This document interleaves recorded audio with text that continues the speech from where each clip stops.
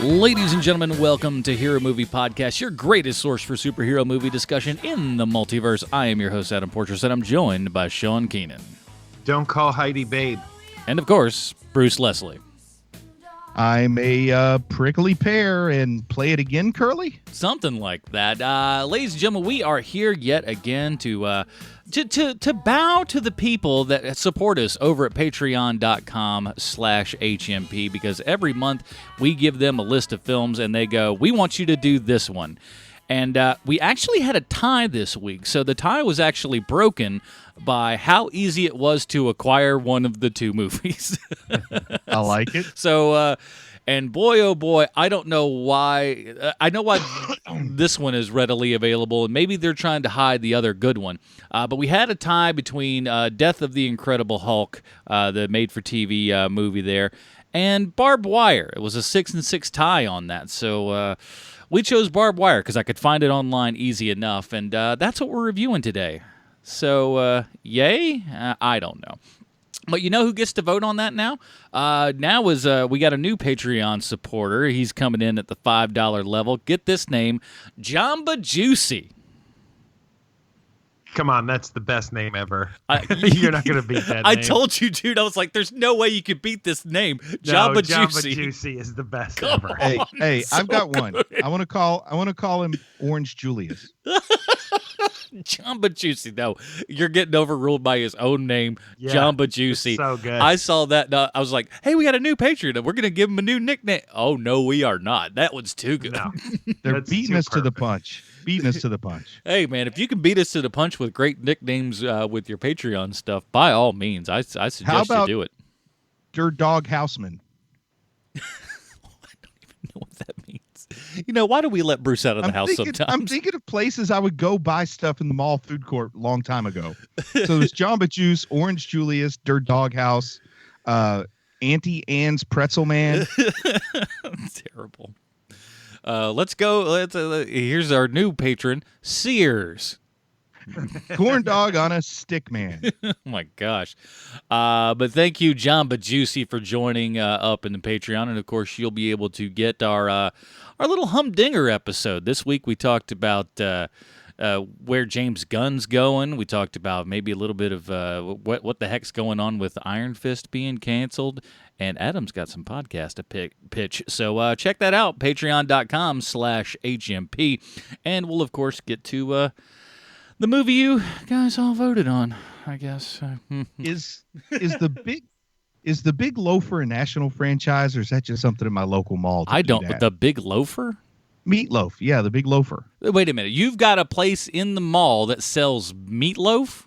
Meatloaf sandwiches and other stuff, other loaves, but mostly meatloafs. The Big Loafer. It's a good place, man. You got to go there sometime. Oh my, Sean, is this a thing you've ever heard of?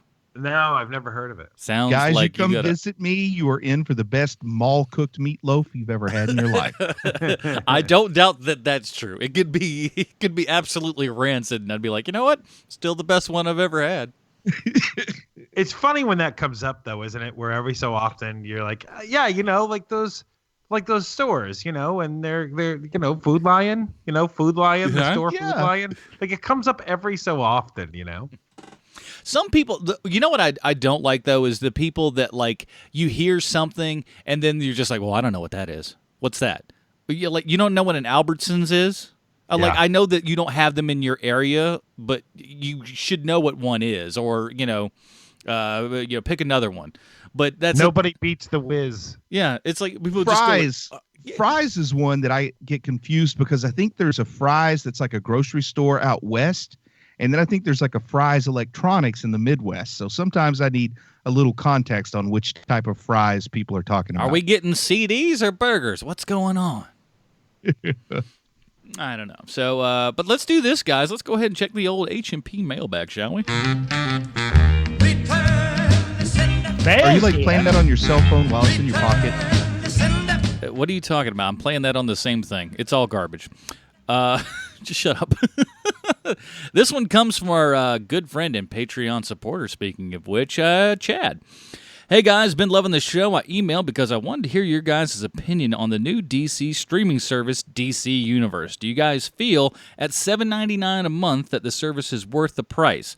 I was also wondering how you guys felt about the original shows they're making, especially the new Titans show.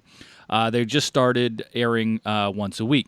Will you guys ever review it or other DC Universe original shows? I know this is a long email, but I have a final question that I'm sure will make Bruce happy. Oh, gosh, I don't like this. When are you guys going to review Ginger Dead Man 2, Passion of the Crust? Considering Adam says it was his quote-unquote guarantee that when HMP's Patreon hit $300, you would review it. Love the show and keep up the great work, superhero fan Chad. And Chad is correct. We have gone over $300 at Patreon. Can I address this in reverse order? Okay. First off, everyone knows that Passion of the Crust is a Christmas movie. So we'll be covering that around Christmas time. And honestly, because Battle Attila Angel has been pushed back, we do have a slot open in December. Perfect. And as far as the DC Universe, I've already got my subscription, baby. I signed up early and got like 3 months free or something. And guess what sold me on it? I don't know. Do you guys, like, it wasn't Titans that sold me on it. I've watched the first episode of Titans. I know we'll talk about it soon enough, so I won't say much. But I could really have cared less. Do you know what sold me on it? Doom Patrol. No. Beats me. Super Friends. It's the only place where I've been able to find every single season and episode of the Super Friends. And I've been on record many times as saying my favorite cartoon of all time in the history of my life has been Super Friends. And now I have it all to force my kids to watch. And a little bit of advice, start with season 3. Dad, Super Friends this is lame. Doesn't really get good till season 3. That's where you want to start. They waited for the character development until season 3 when the kids got in. They were comfortable a little bit. Then they're like, we're flipping the script on the kids. Oh, that's when they introduced the supervillains, because the first 2 seasons, they're always just fighting like goofy, nondescript aliens and real-world crises and stuff. And then they bring in the Legion of Doom in season 3 for Challenge of the Super Friends. And it just gets awesomer and awesomer until it finally gets so awesomest that TV stations were going to explode if they kept showing it, and they had to stop showing it. So good. I love the Super Friends. To this day, I stand by that as the best. It is the reason cartoons exist. It's the reason I do what I do with my free time. Is the super powered team on there too? You know, where they're later years, they're called. Yeah, that's the final couple of seasons when they're called Galactic Guardians. Superpowers Galactic Guardians. That's right. But that's still the continuation of the same show, Super Friends. How often do you see the same backgrounds? How often do you watch the show? If you watch the show once every 3 years, you'll see the same backgrounds once every 3 years. You're like me and you take in at least 7 hours a day, you're going to see a whole lot of the same background. So to answer your question, Chad, for me, yes, I'm going to buy the subscription service. However, I am not. I have a stake in it. So I'm going to be working on one of the shows that will be on DC Direct. I can't talk about it, but I will be working on one of those shows. Listen, I don't want to spoil anything, but Sean has that dog show. I'll just leave it at that. It's a crypto show, everybody. Come on. No, it's going to be Dino Mutt, live action Dino Mutt. Any of these things could happen. Now, they've also got that show. We, as podcasters doing Hero Movie Podcast, we all kind of need it because they've also got loaded down with episodes of the Linda Carter Wonder Woman to choose from. Oh, dang. Good 2-part episodes. And they've got that show that I don't think you'll find anywhere but this DC streaming service. But do you remember that Human Target show? I loved Human Target. I thought Human Target was a great show that happened to be on Fox, and Fox does not know how to program or advertise, but tell people to watch their bloody shows. That was a great show. Okay, so with that, thanks, Chad. We're gonna be getting into some of that, and honestly, I like the fact that we have those more DC things to choose from that may be a little bit tougher to find. Bruce, you do have another email there, yes? Yes, this one's from Peter. And it says, hey, guys, by the way, I should say it's from executive producer Peter. Oh, yes. Who, if I remember correctly, his nickname that Sean gave him was Pumpkin Eater, I think. I can't remember. Well, anyway, from executive producer Peter. Hey, guys, I'm going to apologize. This email goes on longer than I thought. After seeing Venom a few nights ago, I've had some time to think about this film and wanted to share a few thoughts. Right off the bat, I can understand why critics have their issues with the film. The plot isn't great, and the supporting cast are basically over-glorified background characters, with a few exceptions, which I tend to agree with. That being said, the performance from Tom Hardy stood out, and I really enjoyed it. It was weird, and if you like dark humor, funny. Even if it may not be comic book accurate, I think he nailed it. His performance has me wanting to see more, but with a better story. For a film a lot of people wrote off from the day it was announced, I think Venom is a much better movie than it has the right to be. Feel free to leave the email out of your episode if it doesn't fit into your plans or seem like incoherent babbling. Just need to get my thoughts off my chest. Best wishes, Peter. I think Peter pretty much echoed kind of what we had to say about it, right? Better than it ought to be. Like, we shouldn't like it, but it was fun in the end. Yeah. It was almost like it was good in spite of itself, not because of anything it set out to do. Very true. Yeah, and on top of that, one of the things that we really didn't speak to is that all the other characters in this show or in that movie are basically, they're basically, cardboard cutouts, and we didn't speak to that very much, so that's a good point. And we didn't bring it up, but I can see where to some people it maybe is a case of so bad it's good. It's definitely like guilty pleasure good. And I think there's something to be said about that side of the whole thing too. Yeah. Very true. All right. Thank you, guys. If you would like to email us at heromoviepodcast@gmail.com. Let's close up the old mailbag. All right. So let's get into it, everybody. Here is the trailer for our Patreon exclusive Barbed Wire. In the future, America will be torn by civil war. Scan them. Technology will become our worst enemy. And for 4 rebel fighters, time is running out. Let's go.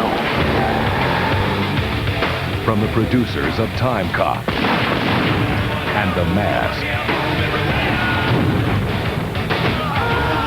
Pamela Anderson Lee, Barbed Wire, rated R. Starts Friday, May 3rd at theaters everywhere. All right, everybody, that was a trailer for Barbed Wire, our Patreon review of this month. Here's the IMDb plotline. As we know, IMDb always 100% corrected everything they say and or do. During the Second American Civil War in 2017, Barbed Wire owns a nightclub called The Hammerhead. Things become complicated when her ex-lover, Axel Hood, who is married to the fugitive Corinna Devonshire, re-enters her life. Ooh, doesn't that sound good? It's directed by David Hogan, starring Pamela Anderson Lee at that time, and a whole bunch of other people, Xander Blakely. The problem is IMDb put all the names out of order for the people that were starring in the film. Good job, IMDb. But we have to ask ourselves one question. Is how does this relate to comic books? Not many people know. Let's go ahead and check it out. It's time for Bruce's Comic Book Connection. Barbed Wire had a 9-issue run at Dark Horse Comics from 1994 to 1995. Chris Warner is credited as the character's creator, though he never wrote or drew any of the issues. Barbara Kopetsky, better known as Barbed Wire, is the central character in the series, and she operates a bar known as the Hammerhead in the bombed-out city of Still Harbor. Despite being a bar owner, her primary employment seems to be her side hustle as a bounty hunter. Her general style, weaponry, and attitude in the 90s comic actually seems a lot like a prototype for the makeover of Harley Quinn that appeared in the New 52 in 2011 and was later portrayed by Margot Robbie in the Oscar-winning film Suicide Squad. Barbed Wire is always getting into trouble, but fortunately for her, she has a brother named Charlie who's willing to help her. Poor Charlie is blind, but he is a mechanical genius. In fact, Charlie makes all the high-tech weapons that Barb uses and gets pretty bummed that she always breaks them and he has to fix them. One trait Barbed Wire has is she keeps telling people, "Don't call me babe." And the reason for this is not that she considers it offensive or sexist, but rather that she did not want to be compared to another hero called Babe, who was created by John Byrne and part of Alpha Flight, strangely enough. It's probably the same as when Samuel L. Jackson got upset when that news guy asked him what it was like playing the role of Morpheus in The Matrix. You know what I mean?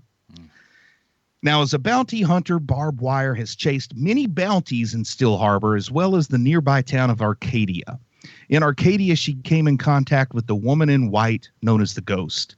She and the Ghost became friends, but they do have their moments of conflict. And also, Barb is not much for fighting against supernatural foes. She would prefer to have a target she can hit and shoot. Barb's arch nemesis is probably Mace Blitzkrieg, a character with obvious Nazi allusions in his name. And he leads a group called the Prime Movers, who I swear helped get all my furniture from West Virginia to Charlotte back in 2004. She's also fought against 2 separate characters named Death Card, and considering that she only had 9 issues, that's pretty impressive. And she also crossed swords with another Dark Horse character whom we've covered here when she went up against The Mask.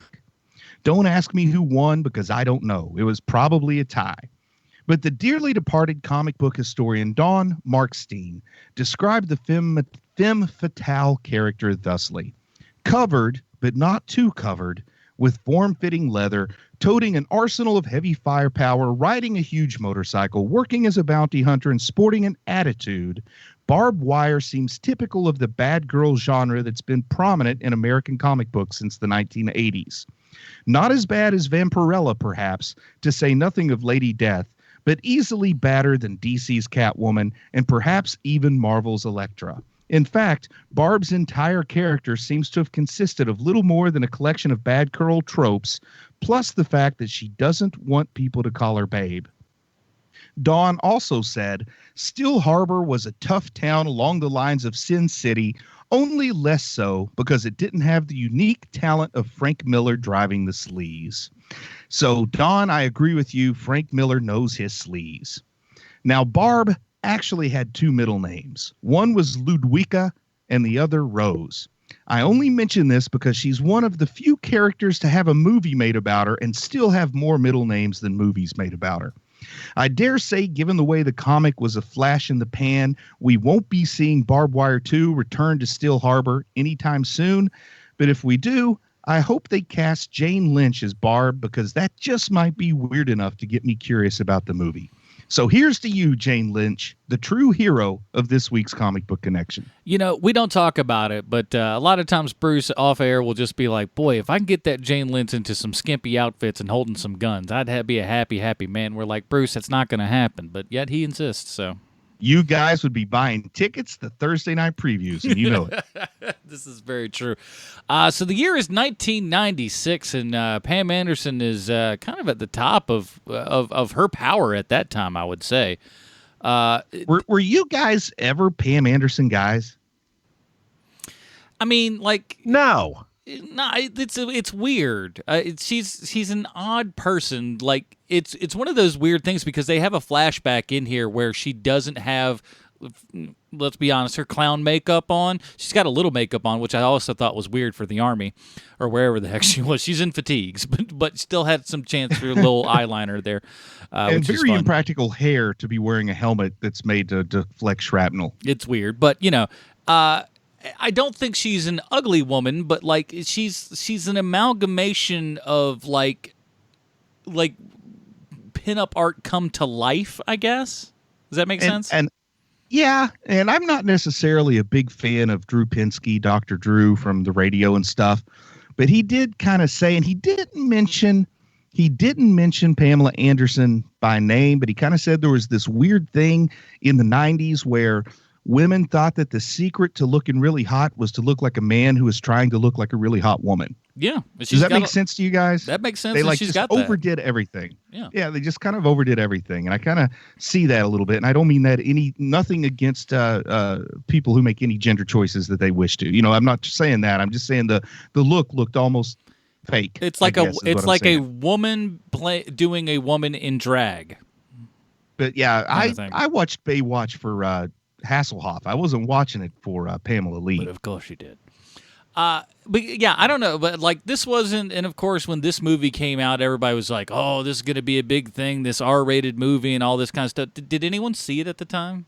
I feel like I may have saw it on video, but I didn't remember any of it. This is the first time I've watched it, and I can talk about why if you guys want, but I had no interest. I've never read the Barbed Wire comic, wasn't interested in it, never watched the movie, not interested in it, because this weird kind of peculiar thing, but it all relates back to Tank Girl with me. Yeah. And I kind of felt like, if I can use broad strokes music analogies, I'm not trying to get Adam to go off on me about how the bands that I'm choosing are not correct here, but I would call Tank Girl the Sex Pistols, and I would call Barbed Wire Motley Crue, or maybe even Poison or Warrant, not even Motley Crue level. Warrant. Yeah. Seriously, though, like Poison or Warrant. Dokken. That is, maybe not Dokken. The Dokken was rocking.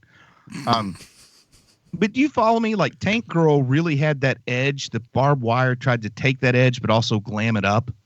No, I get that completely. You can be a darned diehard Warrant fan. You can have your cherry pie T-shirt that you wear every Thursday. You can say, like, you're all about, was it, who was the singer in Warrant, guys? I'm embarrassed that I can't remember who his name anymore. Samuel Warrant. No. It was probably, he had like a girl's name. Sebastian Bach? No, that that's was Skid Row. But Sebastian Bach will come up as we're talking about this movie. But anyway, you can have your autographed Warrant cherry pie album cover hanging up over your desk at your insurance office. And you know what? You can still say, yeah, I kind of dig the Sex Pistols.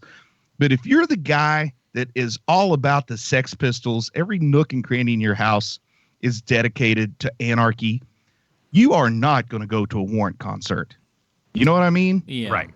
So I'll say this. Go ahead. I'm sorry. You can go from Warrant to Sex Pistols, but you can't go from Sex Pistols to Warrant. And I felt like I was too much with Tank Girl to go to Barbed Wire. Right. If I'd went to Barbed Wire first, I definitely could have moved into Tank Girl, but it was just hard for me to go that other direction. That's in box art. Bruce Leslie, 2 punk rock for Barbed Wire.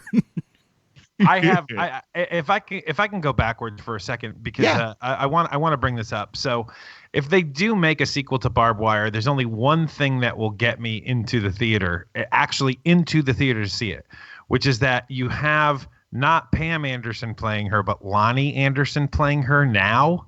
Is Lonnie Anderson still alive? Yes, she is. She's like, it was her ex-husband that died. I knew one of them died, but I couldn't remember which one. Yes. She's like 72 right now, Lonnie Anderson? You have Lonnie Anderson trying to play the sex pot Barbed Wire. I'm all in. I will absolutely see that movie.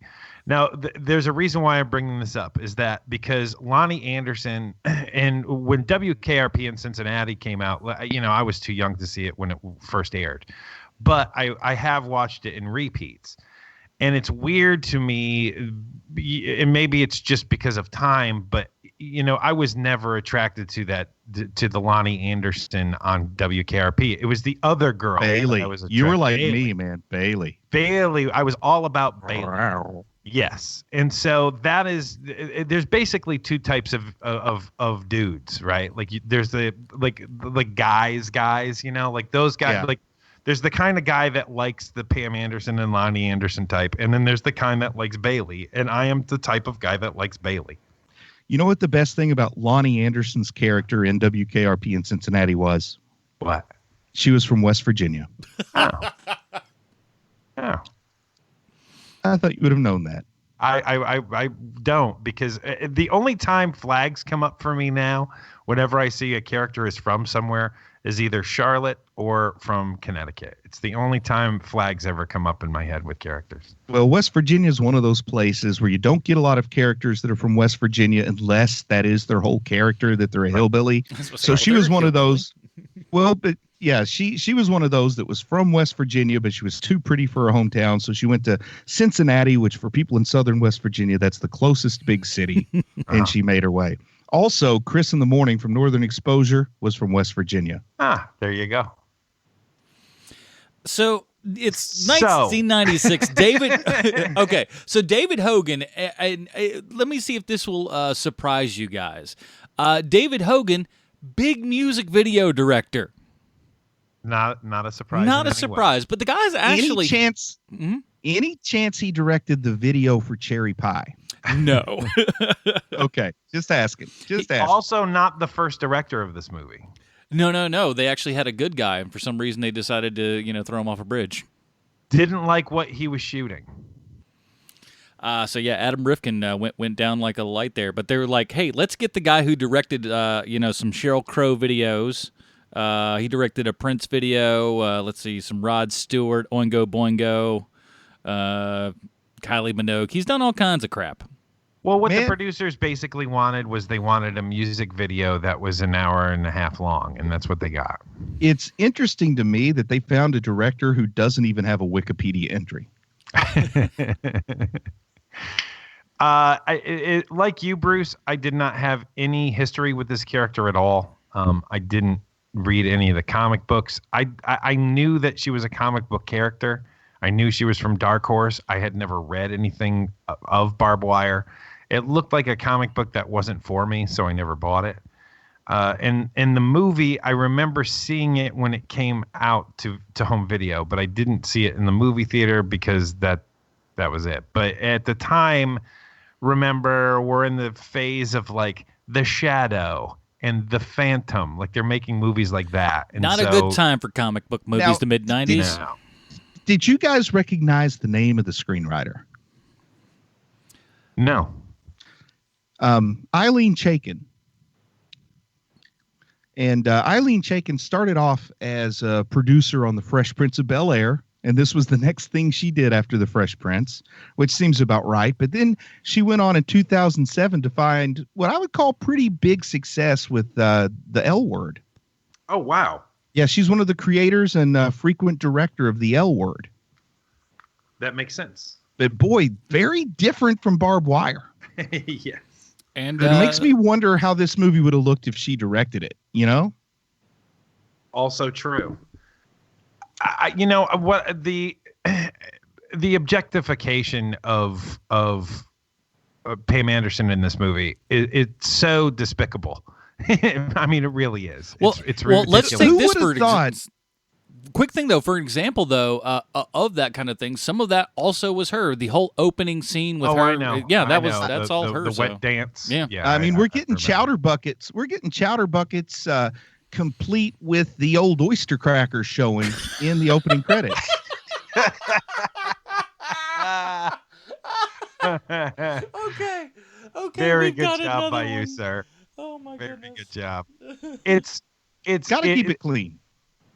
You know what this movie looks like to me, like watching it today and watching it in totality, is that it looks like a Stephen J. Cannell television show. It's shot like that. There's a lot of explosions and cars flipping. There's a lot of watching people walk through a lot of people. You know, everything looks like a rich blue purple. You know, like a dark purple. We're in the Hammerhead for far too long. We're there for about half of the movie, and they're trying to give you backstory. They're trying to give you character development, but none of it's interesting. They even make her brother blind, but there's nothing interesting about the brother. And Pam Anderson is not the type of person who can helm. She's not her acting prowess cannot helm a movie. Yeah, she's the kind of person that I it's probably not fair because I don't know the lady. She might be an amazing woman if you sit down with her. But I get the idea that she's not really good at anything because she was never asked to be good at anything. Right. Because, she had the chowder buckets and such. Yeah. Listen, when you're a good-looking person, a lot of people don't, you just get passes in life, and, we're allowed to do whatever we want. And, I'm grateful I decided for that to pull because it's gotten me a long way. Oh, what? I was going to say it's gotten me a long way, my good looks. Yeah. But still, I tried to develop something to go along with it. See? We can steal your bits, too, you son of a so-and-so. Now, I got a question. Am I, before you watch this movie, I mean, was I the only one? I wanted us to watch this because I had seen two separate write-ups online recently about how this is a retelling of Casablanca. Right. Yes. Now, were you two familiar with that concept before watching it, or was this something that is a new theory that people have just gotten on to? I didn't end up watching it until today, so you had that in there, and I'll be honest, I sat there going the whole time going, yeah, I mean, it is. Because if it's okay with you guys, I just want to read, this was on some website that I was looking across, Yeah, man, I can't even get it to open now. But here's what it says, and this is just a line from this article that I read. And it says, one of my all-time favorite films is the 1942 Best Picture winner, Casablanca. I have watched it several times over the years, and last time I said to myself, hey, this is exactly like Barbed Wire. Now, do you think that there's a lot of folks who've had that aha moment? Or was it like maybe this guy wrote the article and other people kind of piggybacked on it? You know what? But boy, it is all there. And knowing now what I know about Eileen Chaikin, I'm pretty sure that she did that intentionally. Yeah. And the director, it was above the director's pay grade to be able to make this work in the surrealistic way that she wanted it to. Yeah, everything that you've just said, I agree with. As far as the hot take that this is Casablanca, that writer, I've read that article as well, but I read it today, to be fair. I hadn't read it previously. Yeah. And all the points are there. You know, all the plot lines are there. All the bullet, the bullet points of the plot are there. It's not, he's not wrong. I mean, clearly there's a beat for beat structure that is Casablanca in this movie. There's even an actor early on in like the first scene inside the Hammerhead that looks like Peter Lorre. Oh, right. absolutely. And I thought, oh man, that guy's going to stick around. This is going to be so on the nose, but he gets killed off. But you don't have that guy look like Peter Lorre if you're not aware of what you're doing. Shelley Desai, I guess Desai. Yeah, he is like he's a dead ringer, except he's kind of a bigger dude, but real creepy and weird. He's like in stuff like Escape from L.A. and things like that. So he picks high quality films. and here's a confession and a question. I've never seen Casablanca. And I don't know that I need to if I've seen Barbed Wire. I mean, if it's the same thing. Well, man, look, there's a few actors that if you haven't seen them in certain movies, you should totally see them because they do hold up and they are great. And one of those movies is Casablanca. Humphrey Bogart is amazing in that movie. Like you should totally see that movie. My personal favorite Bogart movie is probably The African Queen. I saw that in a college library when I was like in junior high. I mean, it's a weird story behind it, but I used to be able to go. I didn't have a VCR at home, but I could go to the local junior college and the librarian there would let me put on headphones and watch videotapes on there. Like they had a TV with a video player that you just pop it in and you'd sit there with the headphones and you could watch movies that they deemed worthy of being in the library collection. Mm-hmm. And I watched The African Queen and I really liked that. Probably my favorite Bogart movie, followed by like The Treasure of the Sierra Madre or something like that. That's my favorite. That's my favorite Bogart movie. Now, here's part of the reason I've never watched Casablanca. When I was younger, I read about a 5-paragraph synopsis of the plot. And 5 paragraphs isn't like reading the whole script or you're reading the stage play that was based on. Well, I beg to differ. But it is a detailed synopsis. And at a younger, more emotional time, I was actually moved to shed a single tear just from a 5-paragraph synopsis because it's like as a person who tries to write and tries to come up with stories, it comes up with the concept where the story itself is so strong that even without the things that fill it in and make it great, it's still so strong and powerful that at that point in time, I didn't know if I could handle watching the movie because it's just one of the strongest basic story principles I've ever seen where the guy sacrifices himself and his lover. It's almost on par with The Tale of Two Cities where the final line, this is a far, far better thing I do than anything I've ever done before. He has given up everything to do what's right. Even though it makes everything just crummy for Rick Blaine. So I never thought I could handle the movie for a long time. And then it just got where, there weren't any aliens, monster superheroes in it. So I never got around to it. Then he's one of those cats that's proud to not have seen it. It's just like, oh, yeah, I haven't seen that. It's like, you should be proud of that. At one point, it had me believing that plot was so great that it didn't matter how you told the story. It's going to be an awesome story. And then this came around and proved me wrong.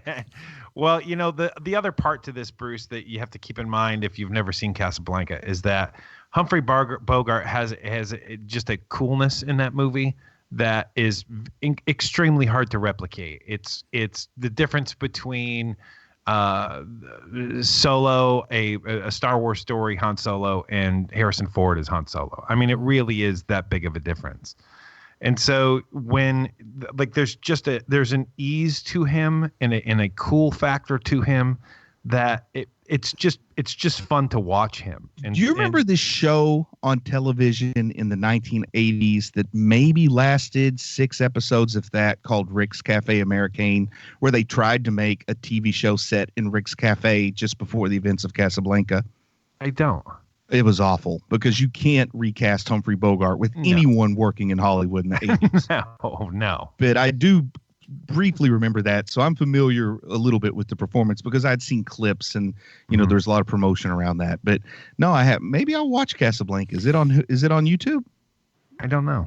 But I'll say this: it's like spoiler alert for Casablanca. But I mean, when they had a couple years back.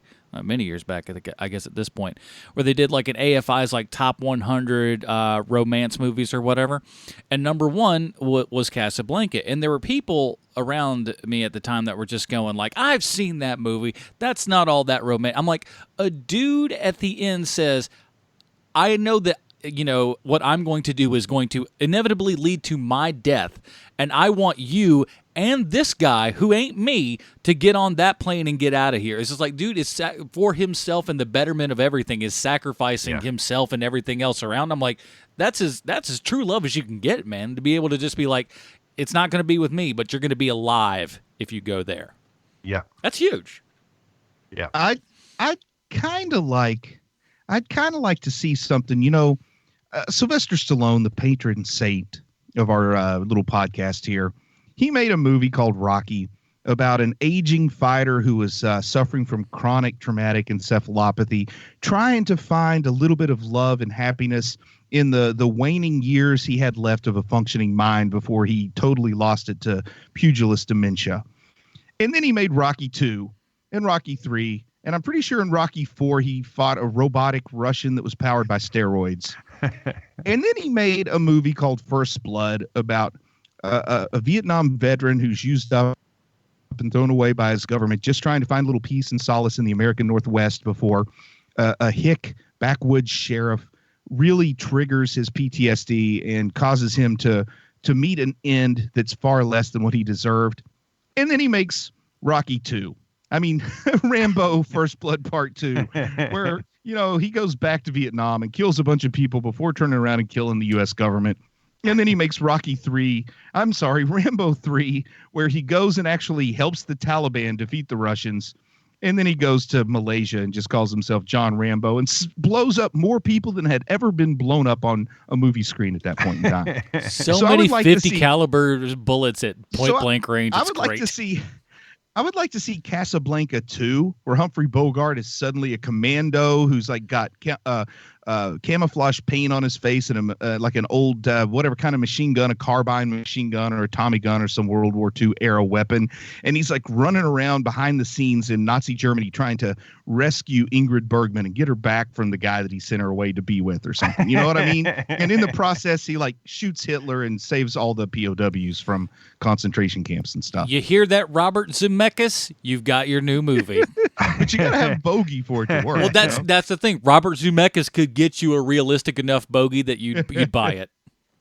That's why I choose him. It would still be in the uncanny valley, and he would wonder why no one's watching his movie. Is it obvious yet how hard we're not talking about barbed wire? Because how much is there to the movie? Let's be frank. I mean, honestly, man. I mean, there is no less than half of this movie where it's just watching people like gyrate in her club. I mean, like it's literally half of the movie. Were you guys surprised when Jingo Fett showed up? I was.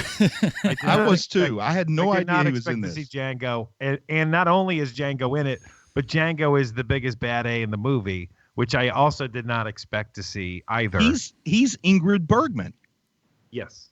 Yeah, the roles are because when I think of Humphrey Bogart, the first person that I think comes to mind, Pam Anderson. What a standby.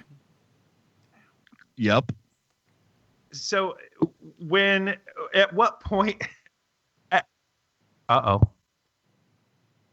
happened? Well, nothing. Still here. Oh, do you have Tourette's now? Oh, apparently you must have heard that on this end. I'll cut that out. Yeah. I smashed my foot. Oh yeah, Okay. we heard you. I thought I thought turned the- I thought I I turned thought the either thing something down. bad happened, or you finally are confessing to your Tourette's or something. I had a No, I had anyway. I had a thing on the ground and I kicked my foot and you guys maybe hear me through the speaker in my computer. I think that may be the problem. That's probably Jeez it. Louise. And when I saw Curly, I guess Curly is the equivalent of Sam. I don't know. Is Curly the equivalent of Sam in this movie, the bald German so. guy? Yeah. Boy, I couldn't help but think 1996, there was at least one producer in Hollywood pitching the guy that plays Curly to be Hair Star in a Preacher adaptation. Ooh, so good. Oh.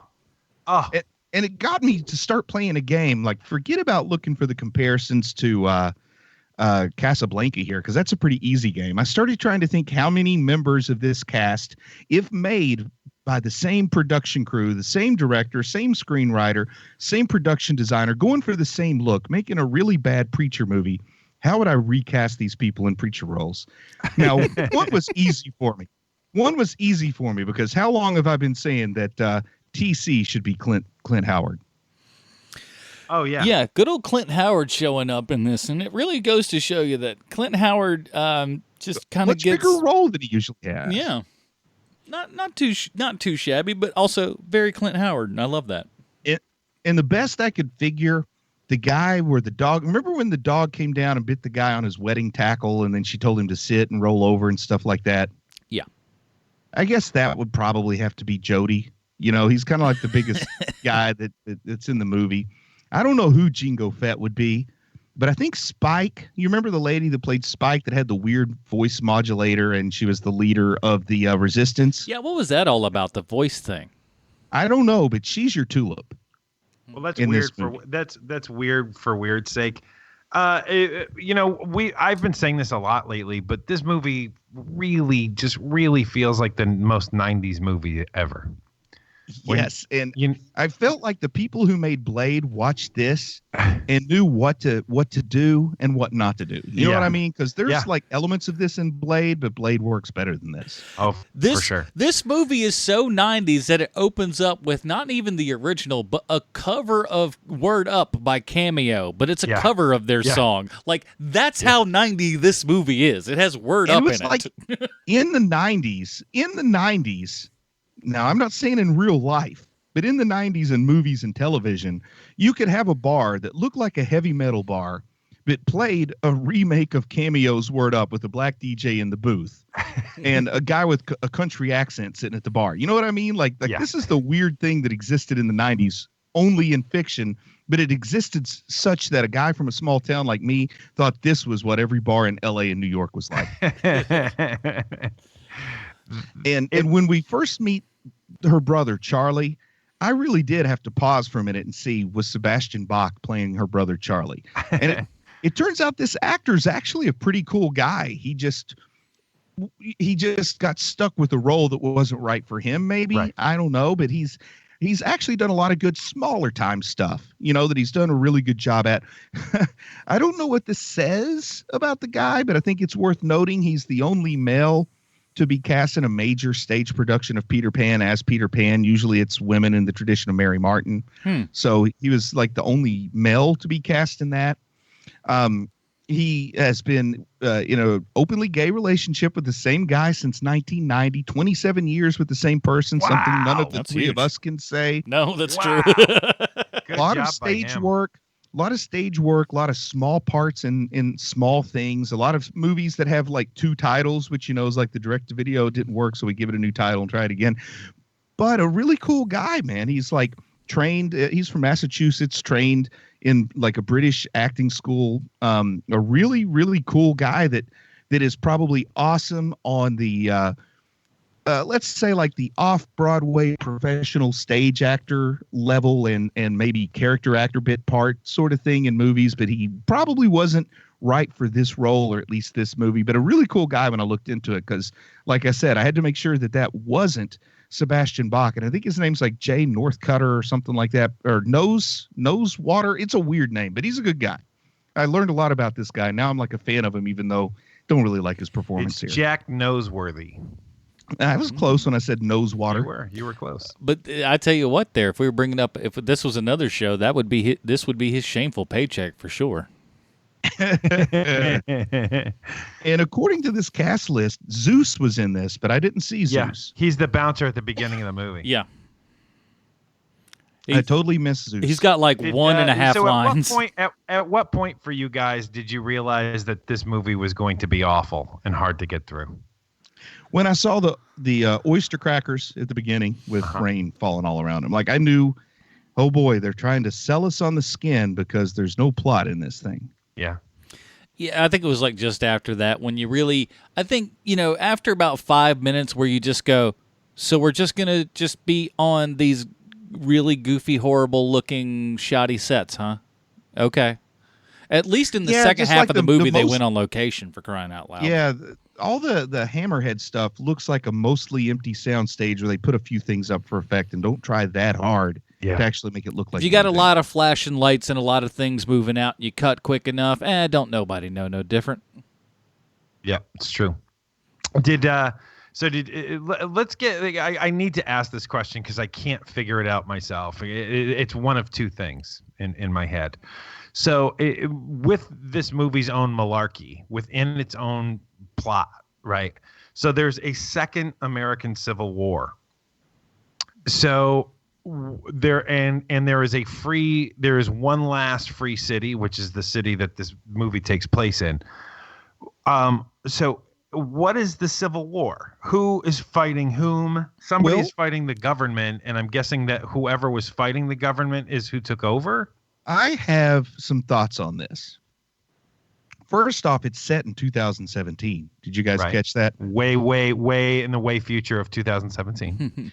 So what do they call it? The Congressional Directorate or something like that? Yes. So I get the idea that Congress, in some way, shape, or form, decided to overtake, to do away with the executive and judicial branches. And, of course, with Congress not having term limits, this guy that's the majority leader, the Mitch McConnell in this world, is that who the guy is? I forget sometimes. But anyway, it's like this guy has taken essentially absolute power because he can continually be elected, no term limits and all that. Right. But there's not really like the North versus the South, and there's not really like the Spanish Civil War where you have like the Royalists and the Federalists or anything like that. Like I honestly, rather than a civil war, this is just a change in government, and you've got some militias that protest it. Like I don't get much idea that there's an actual organized like coup that took place or anything. Right. And I also don't get the idea that this free city is particularly free, because clearly this congressional body exerts a lot of influence here. You know what I mean? Yeah. So I think that they were trying to set up the whole idea of, there's Vichy France and there's Nazi Germany, but then America's still neutral. Portugal's still neutral. Like there's still some places where you can go and escape this war that has not yet become a full-on world war. So they're trying to paint a scenario where, Casablanca is a French city, so technically not exactly under German rule, but the Vichy government was a puppet of Germany, so they're trying to set something up like that here. And the metaphor just got strained. I think that there was probably a better setup for it in the actual draft that Eileen Chaikin did, and then it kind of got movie-ized or 90s-ized into this. But they're just struggling too hard to set up World War II with this second American Civil War. And you make Canada suddenly be Portugal. Right. You haven't read the books or anything, Bruce, but I wonder how much of the actual Canada is involved in any of these books, because I feel there's no second Civil War. The books aren't necessarily in a future. They're just in it's like Sin City, where it's just in a non-distinct kind of time where stuff is crummy. Like is Sin City in the future? Is Sin City in the past? Is Sin City in the present? Yeah. It's just when it is. And that's kind of the same setup with Still Harbor. It's like Basin City. And, she's just like a 90s attitude lady, kind of muscled up originally. I sent you guys what she looked like before the movie was made, and then how they drew her to look like Pamela Lee. But, she was just kind of your standard 90s, I'm going to go around and fight mutants. She could be a chain wielding guinea pig on rocket skateboard at that time. I mean, she's that nondescript. But there's no second Civil War. There's absolutely no attempt to retell Casablanca in the comics. It's just 9 issues of a lady who kicks butt. And the reason I say that is because it feels like all this Canadian stuff is thrown in there because she's from Canada. It felt like they were just going like, hey, we're going to throw you a bone. Because in 1996, Canada to America's exchange rate was about like, what, 40% or something? So like if you went to Canada, you know, they treated you like a rock star if you dropped, you know, a $2, you know, on something. Like, oh my goodness, well, you get a discount. That's actually only, you know, a dollar, you know, 38 or something. So it just so the conversion rate didn't make a lot of sense to me. But then again, as today, because the movies in the future is 2017, they're almost the same exchange rate at this point. I mean, it's the same idea that's in Logan. You want to get to Canada because you can be free there. You know, because they're all trying to get to Canada in that classic R-rated Hugh Jackman Wolverine movie called Logan. Never heard of it. Yeah, you got to check it out. Something I wondered about. There's this actor, Andre Rosie Brown, and he plays the character of Big Fatso. And I kind of wonder if when he was called in to read for the role, if they told him it was gang leader or, I don't know, like apocalyptic crew head or something. Do you think they said, hey, we want you to read for Big Fatso? I hope hope do you think so. he found out he was Big Fatso after he got the role? Because to be honest, I think they had to do some camera trickery. I don't think he's that big or fat. Other than, you know, eating a turkey leg makes everything look fatter. No, he's a big fat guy. Is he?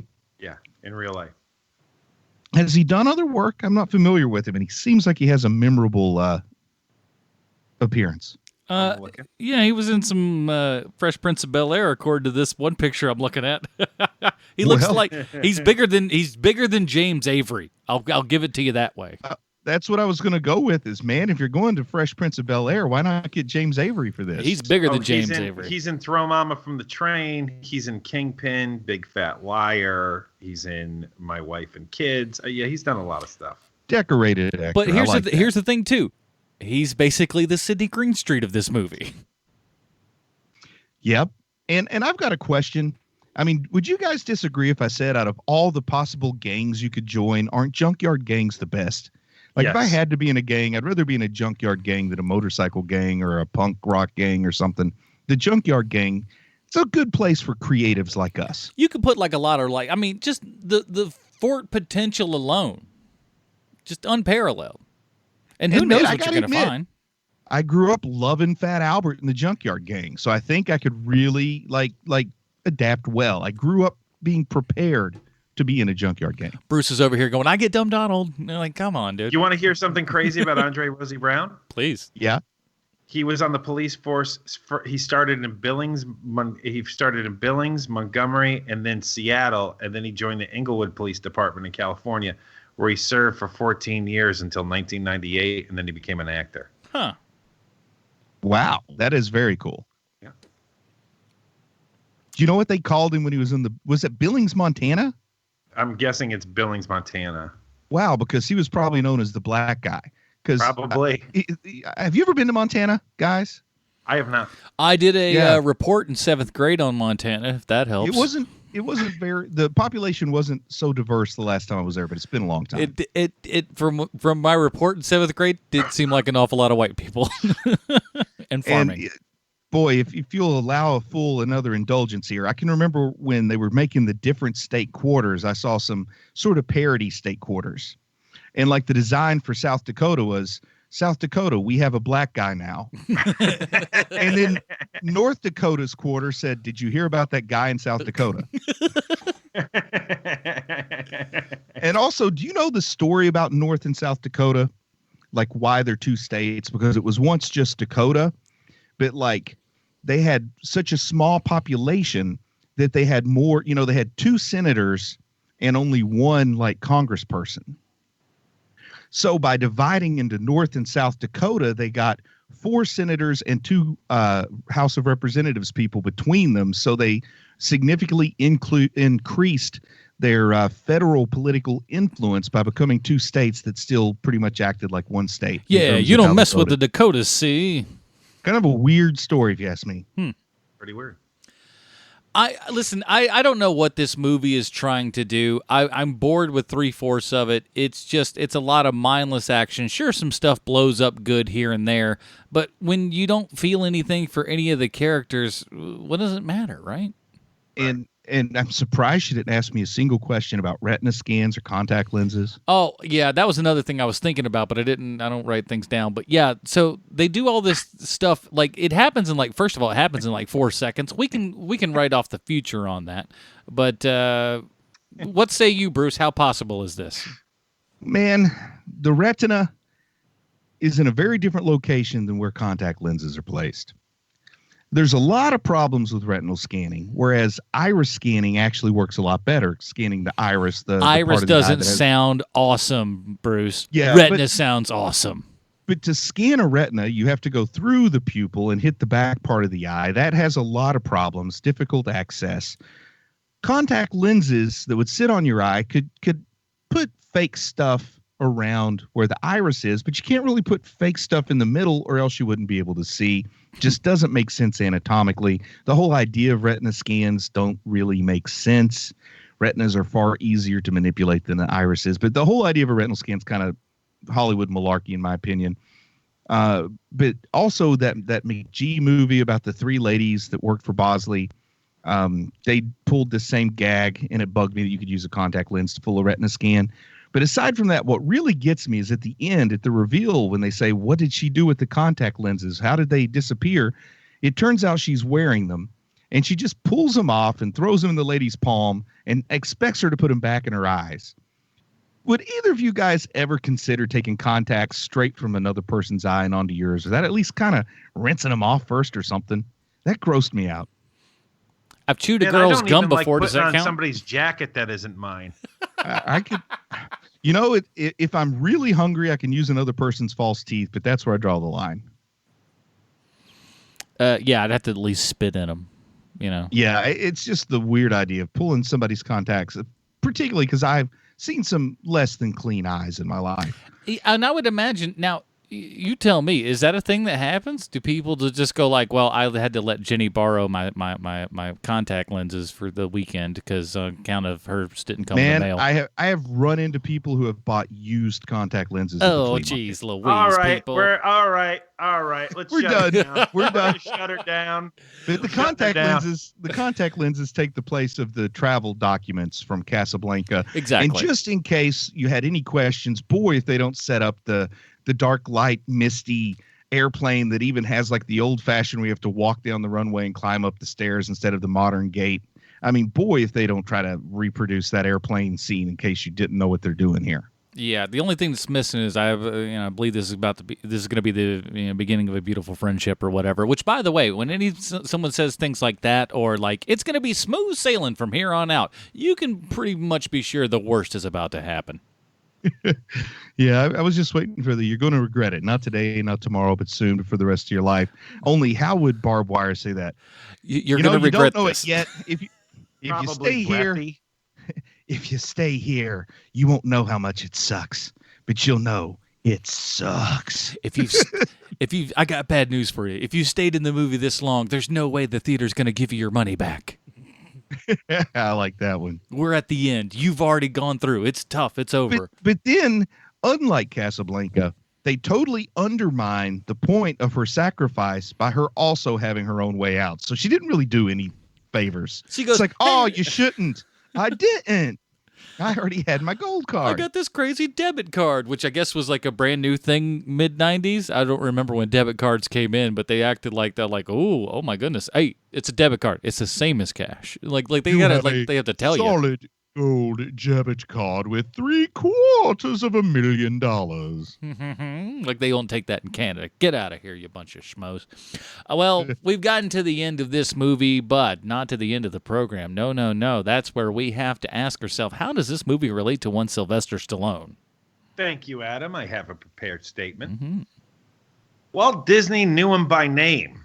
He's got 246 acting credits to his resume. He's worked every single year since 1963, when he first appeared on The Courtship of Eddie's Father. With the one exception of the year 1972, where no one's really sure what happened, and we'll get into that in a minute. But He's also a writer and director, and he makes snow globes in his spare time. His name is Clint Howard, the younger brother of Ron Howard. And if you didn't know that Clint Howard was a writer and director, then you're obviously someone who's never seen a show called The Clint Howard Variety Show. You're lost, pal. Clint Howard has also had a reoccurring role on the Andy Griffith Show. He was a little boy that always dressed in a cowboy outfit and was always eating a peanut butter and jelly sandwich. And if that seems oddly specific and almost like a joke you might see on The Simpsons, I thought the exact same thing. That episode where Moe reveals he used to play a character on The Little Rascals named Smelly that was always getting tailpipe exhaust in his face. They sound a lot alike. Only one of these things is a joke and the other one actually happened. Clint Howard plays Schmitz in Barbed Wire, a role that's the typical Clint Howard role, scummy, rat-faced loser who attempts to double-cross Barb. It feels like pretty early on in his career, the second most famous Clint and the second most favorite Howard in movies started leaning into the fact that he could play scumbags. And much like the actor who plays Mayhem in all those insurance commercials, it served him well and gotten him lots of work. And now about 1972. I have no proof of this, but I believe that Clint Howard didn't work in 1972 because he was on vacation in Thailand and couldn't get into America due to a series of mishaps that were due to an inept file clerk working within the United States government and a Taiwanese border patrol guard who just didn't like the look of Mr. Howard, and who can blame him? He's made a career out of playing trash bags for 30 years, and for that year, 1972, he spent it in Thailand, where he aged 25 years, which is why he looks the way he does now. Clint Howard has been in every type of movie genre possible, sci-fi, horror, comedy, and in 1989, he starred in a buddy cop action movie called Tango and Cash. Clint Howard played the role of Slinky, which, you guessed it, is another scumbag. Tango and Cash also stars an actor who, when the Academy Awards give him a Lifetime Achievement Award, will no doubt thank his publicist and his trainer, Sylvester Stallone. Now, we've spoken about Tango and Cash many times before on this show, so I'm not going to get into it here. But instead, I want to focus on what really matters, and that's IMDb user reviews. Now, someone who calls himself Helpless Dancer wrote this review for Tango and Cash, and it's entitled Boring Cop Show. They write, "Too bad the writers in Tinseltown couldn't come up with a better program than this. They should have named it Bango and Trash, because that's what they did and that's what it was. Boring action scenes, dumb plot that's been done a million times, uninspired acting, and why not? I couldn't get excited watching and listening to this drivel. Why should I expect anything from one of the actors? Don't waste your time with this camel dung. 1/8 of a star." 1/8. I love it. Well, thank you, Helpless Dancer. Just judging from context clues, I'm going to guess you're Australian and a child who's trying to sound grown up. And there you have it, HMPers. This week's Stallone connection is none other than Clint Howard. Now, Bango and Trash, let's review Barbed Wire and never, ever, ever think about this movie again, ever. Hey, double duty for Tango and Cash. Andre Rousey Brown, also in Tango and Cash. So there you go. Here on Hero Movie Podcast, we have our own patented Robin rating system. If you'd like to check that out and what it all means, head on over to Facebook.com/Hero Movie Podcast. It's right there at the top of the screen. Bruce, where does our Patreon selected movie Barbed Wire fall in the Robin rating system for you? I want to rate it lower than Tank Girl, but I don't think I rated Tank Girl very highly, so I'm not sure if I can do that. I don't have all the necessary details. There's some people who argue, as we talked about, this movie is actually quite good in a so bad it's good kind of way, because it had this sort of Tommy Wiseau-esque audacity to retell Casablanca with a horrible, cheesy 90s softcore TNA movie. But I'm not one of those people. Though I haven't seen Casablanca, I am quite familiar with Humphrey Bogart. And Pamela Anderson Lee, you are no Humphrey Bogart. Jason Todd. Very good. Mr. Keenan. Yeah, for me, it's a Jason Todd also.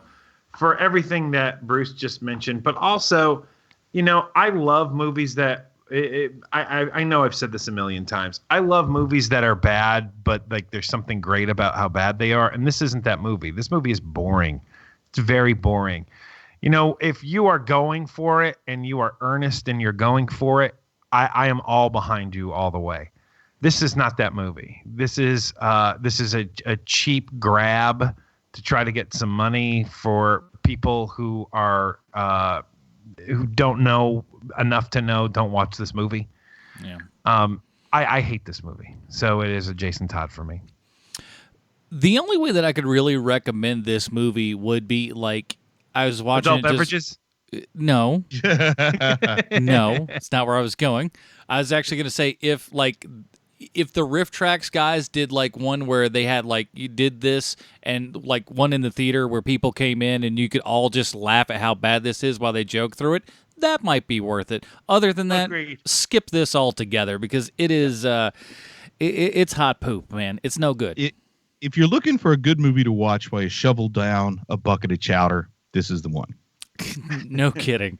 So that is it, everybody. Thank you again to all the people that support us over at patreon.com/HMP. They voted on this, and guess what? We're going to reveal what we're going to be what you guys over at patreon.com/HMP are going to be able to vote on next month, and we're going to give you little updates as they go on. So here are the ones that you have to choose from. Captain America, Death Too Soon. Yeah, we covered the first one. Time for that one. 30 Days of Night, giving you a little Halloween flavor, as well as Hellboy 2, and of course, Bullet to the Head. Another a 1-to-1 Stallone connection on that one, I think. So somebody may have to do a little more heavy lifting to make it amazing. But you guys can vote at that at patreon.com/HMP, and we'll update you throughout the month before we bring it in and do all that kind of good stuff. Speaking of stuff, Bruce, where can we find more of your stuff on the internet? I'm asking people to go to Amazon.com and look for Dragon Blinder. You know, when I was releasing these Dragon books, Dragon in the Needles, Dragon in Gallus, Dragon in the Darklands, one at a time, I can understand some folks that, you know, knew it was going to be a series or a trilogy, and you just want to sit back and wait till the whole thing's done before you get into it because they are quick reads.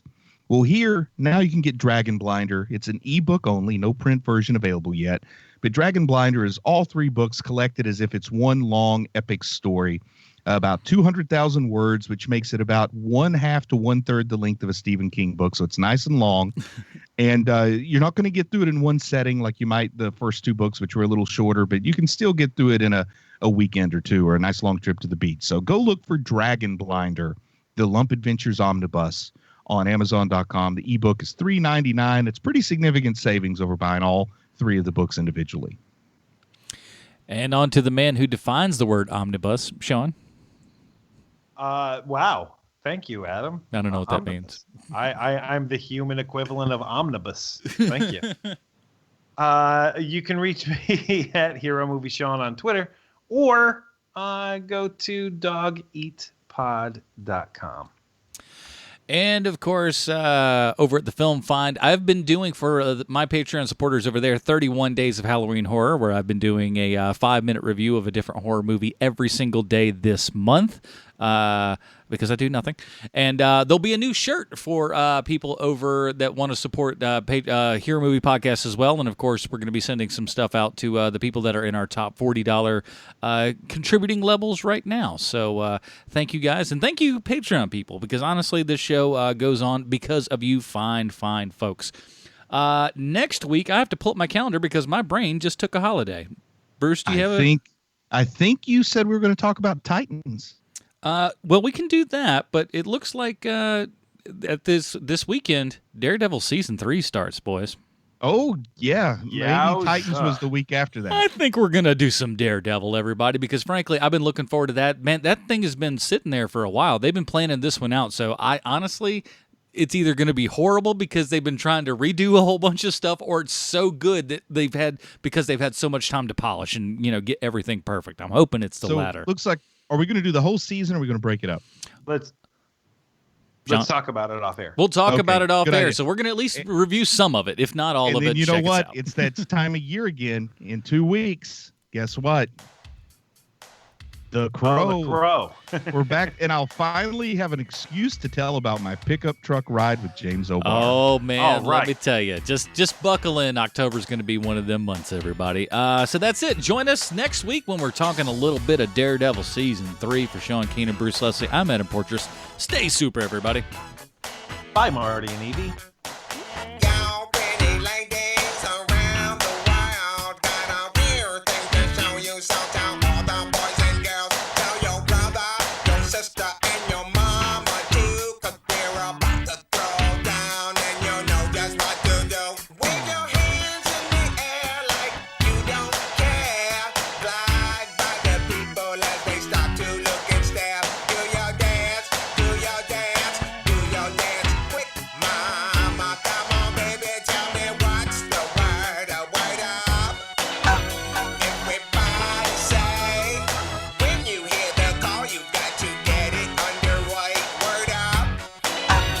It's the code word. No matter where you say it, you'll know that you'll be heard. Now all you sucker DJs who think you fly, there's got to be a reason, and we know the reason why you try to put on those airs and act real cool, but you got to realize that you're acting like those. Give us music, we can use it. We need to dance. We don't have the time for psychology.